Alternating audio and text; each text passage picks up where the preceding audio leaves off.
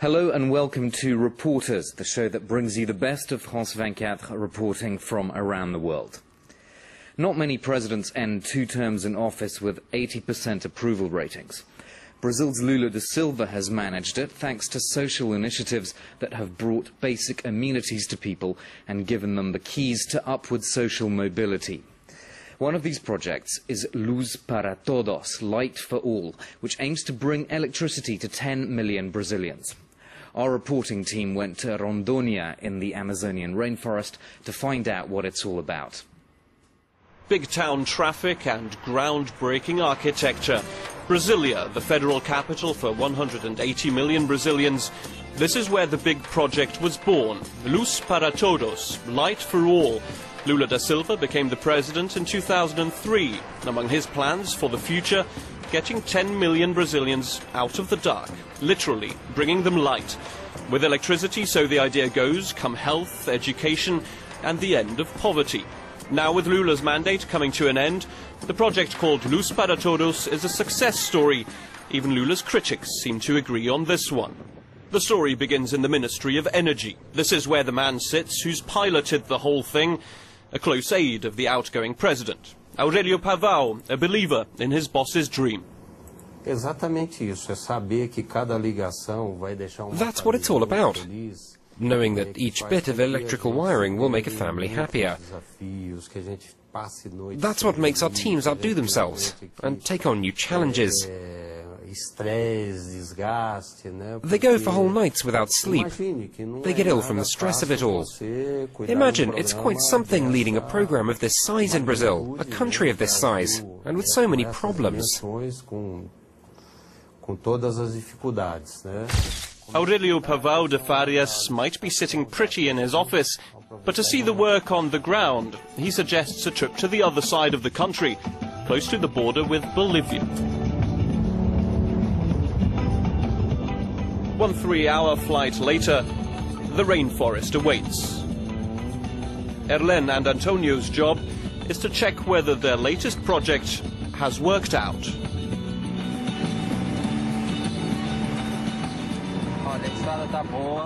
Look, the road is good now. That's because it's the height of summer. In winter it's a different story. It doesn't look as nice then. It's muddy, full of potholes, and it makes it difficult to even get to St. Carlos. This bridge crosses a canal made especially to get natural rubber down to the Amazon. The team knows this route off by heart at all seasons. Erlen, Antonio and the rest of the local Luz para Todos team. The next step comes as no surprise to them. The riverbank is also the end of the road. No more luggage in that? No, there's one more car. After the road then comes the river. Petrol is taken on board to be able to get back. There will be no more petrol stations from here on in. The river is called Rio Madeiro, one of the Amazon's biggest tributaries. This is the heart of the state of Rondônia, with its 1.5 million inhabitants and plenty of isolated communities. They are separated from the cities by hours of river, road and forest. On the other shore lies the small town of San Carlos. This is where the team usually rents a tractor for the next stretch of the journey. But this time, the tractor is missing. Antonio, the head of the team, needs to find a solution. Let's see, 3, 4, 5, 7 of us all together. The tractor was supposed to be here for us, but it's now in another village, so we're waiting for it to get back. And now we've heard it's got a flat tire. They won't be able to repair it today. We'll have to go by motorbike. It takes 8 motorbikes to transport the team and the equipment. The voyage continues. Here too, the drivers are used to the terrain. The track here connects 2 rivers. Despite the appearances, this is an essential route for the region. The treacherous routes also taken by the electric cables in defiance of Mother Nature. To get energy out here, you have to overcome all these difficulties. You have to get over all these barriers to get to the isolated villages. Our priority are the disadvantaged people. We want to give them a bit of dignity, and we're proud of it.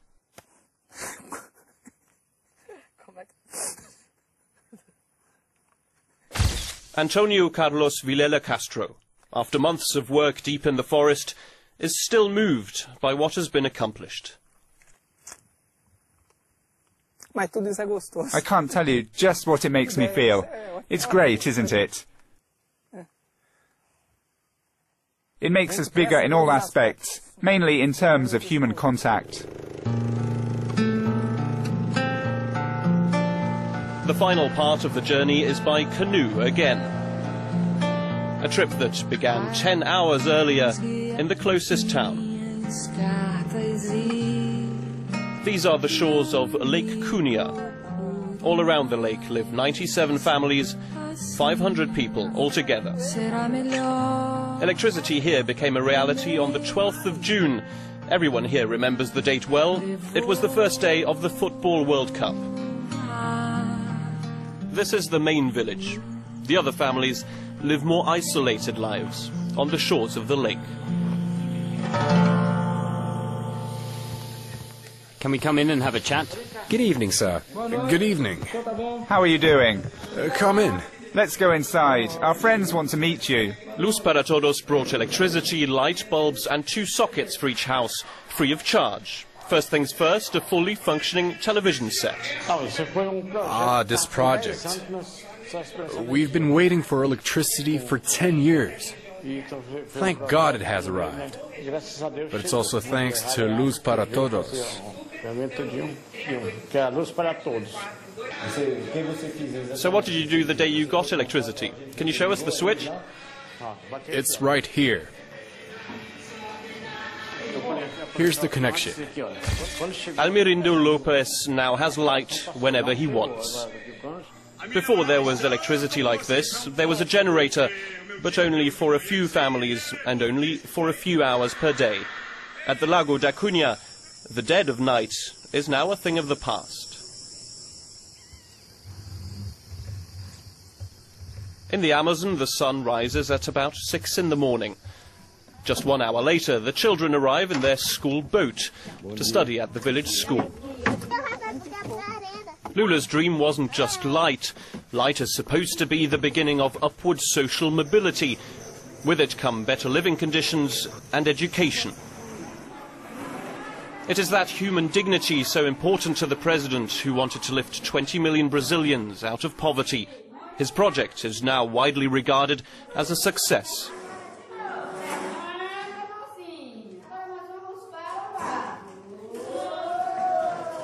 The measures put in place by Lula over the last 8 years were given the name Territories for Citizenship.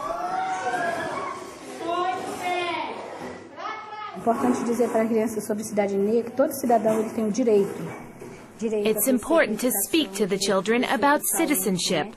All citizens have rights, and education, health, energy, drinking water and basic food. The government has to look after its citizens. I don't defend the Labour Party, but as soon as Lula became president, they took care of these things. President Lula was smart enough to look after the whole Amazon area. Maria do Rosario Malta Matos isn't interested in politics, but she does say she is interested in Lula. Opposite the school, a banner thanks the president, who leaves his job with a record 80% of positive opinion. If electricity got this far, it is down to Lula. And down to his teams throughout the vast Brazilian territory, who've sometimes had to adapt to rather difficult surroundings. 35,000 caimans live in the lake that this team has been working on for the last few months. An electric cable was sent underwater at the foot of an isolated house called Isla Buruti. The technicians responsible for this feat need to check it is working well. João remembers the difficult work involved. As 3 fases passam The three wires pass through the same cable from one end of Lake Cuniã to the other. So over there you've got the Pupunha community, and here the Arazai.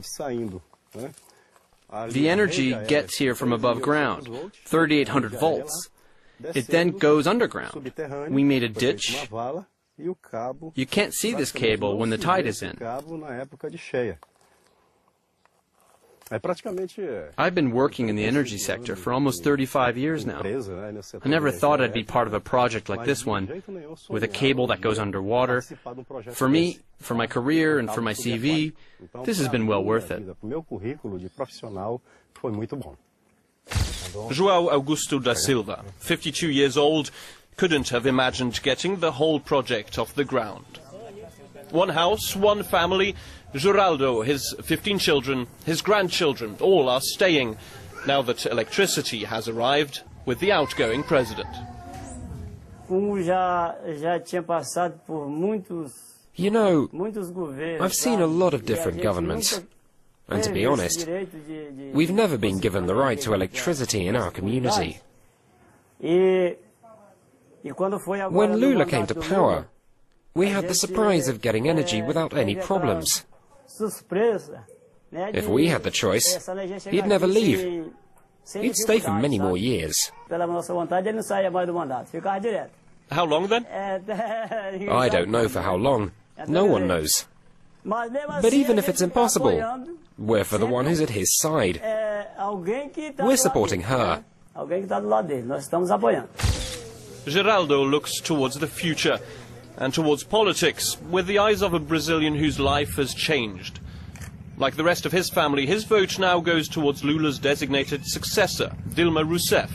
She and all the other presidential candidates have one thing in common: to keep a project like Luz para Todos very much alive.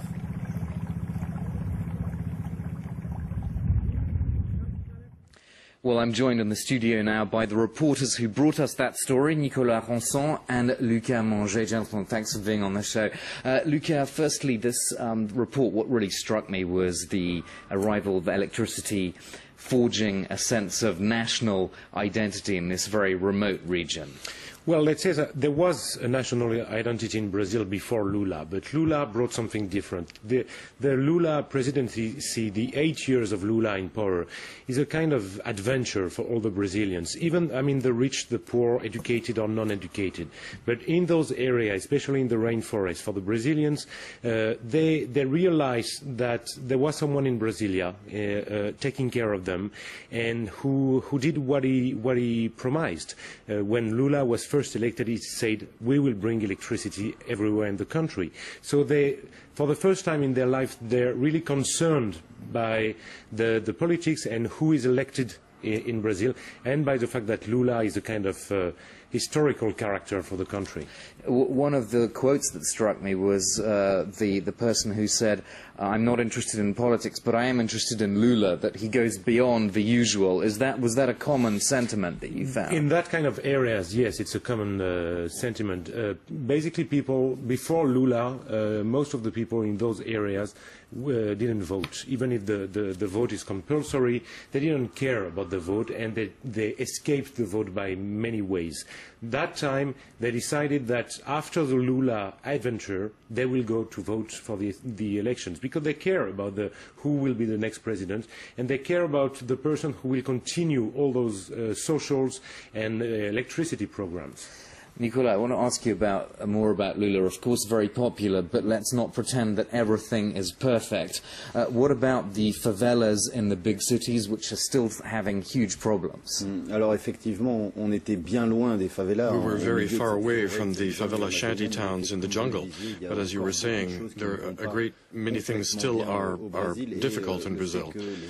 And the fact of the electoral, and there's also the Olympic Games in 2016, but even before, there's a World Cup in 2014, all of these is worrying authorities in the government and in Rio, which is going to be welcoming the Olympic Games in 2016. So the governor of the state, because the governors are in charge of the security aspects, they have been trying since 2008, because the figures were catastrophic in terms of the homicides in Rio. They changed their policy. They're using local police that try to, and once the elite police have gone into the favelas, the local police stay in the favela to try to pacify these opposing factions who've been doing drug trafficking and so forth. So since 2008, since these local police have been there, 10 of the favela in Rio have been pacified, as it were. And the successors of Lula intend to carry this work on in the future